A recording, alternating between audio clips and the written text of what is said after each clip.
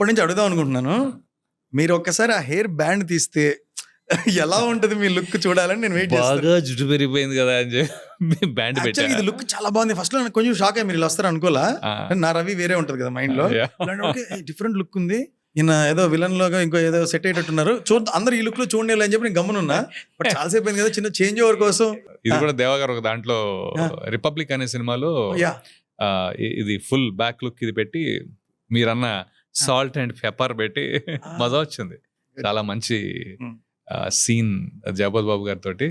చాలా one of my favourite films అది. Super. నాకు ఎందుకు మీ రోల్ రావట్లే మైండ్ లోకి, అంటే I was bold out with many other things కాబోలు. నేను వెళ్ళిపోతా. అయ్యో ఎలా ఉందో ఇప్పుడు ఇది. ఏం పర్లేదు, మేము అక్కడ సింహగర్జనలు వేసుకుంటాం, మీరు జస్ట్ ఇలా అనండి చాలు. సూపర్ ఉన్నారు అసలు, రస్టిక్ రగ్గడ్.